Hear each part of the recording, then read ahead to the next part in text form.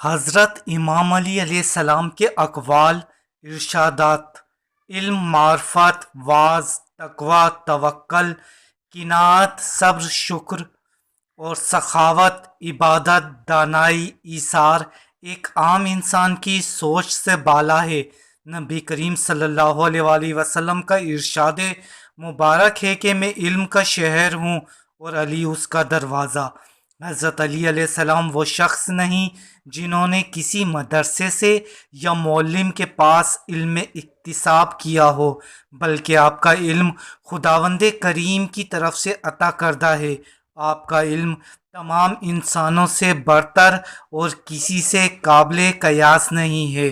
Video میں مزید آگے بڑھنے سے پہلے چینل کو سبسکرائب کر لیں تاکہ دلچسپ ویڈیوز آپ روزانہ دیکھ سکیں۔ حضور اکرم صلی اللہ علیہ وآلہ وسلم نے فرمایا، میری امت میں سب سے زیادہ دانا اور عالم شخص علی ابن ابی طالب ہیں۔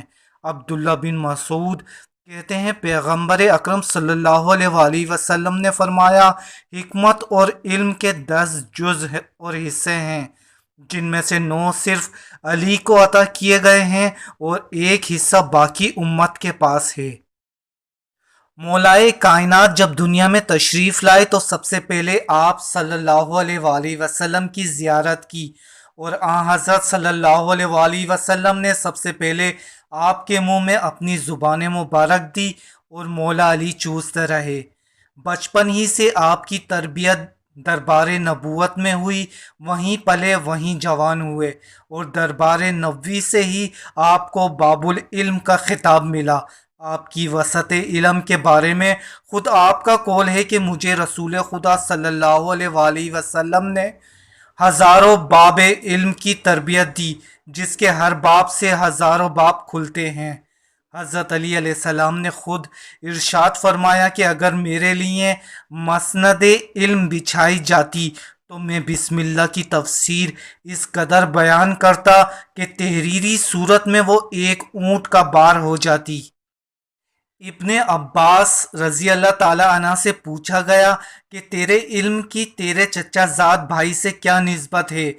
تو آپ نے کہا، جو بارش کے قطرے کی وسیع سمندر سے ہوتی ہے۔ معاہدہ صلح حدیبیہ جو تاریخ اسلام میں ایک اہم سنگ میل کی حیثیت رکھتا ہے، اس معاہدے کے اہم نکات حضرت علی علیہ السلام نے تحریر کیے۔ آپ کا قول ہے، انسان علم سے بہتر کوئی ترکہ نہیں چھوڑتا۔ ناظرین، امام علی علیہ السلام کے علم سے متعلق مزید معلومات ہم آپ سے اپنی اگلی ویڈیو میں شیئر کریں گے۔ امید ہے ویڈیو آپ کو پسند آئی ہوگی۔ ویڈیو کو لائک اور شیئر کریں۔ نئی ویڈیو تک کے لیے اللہ حافظ۔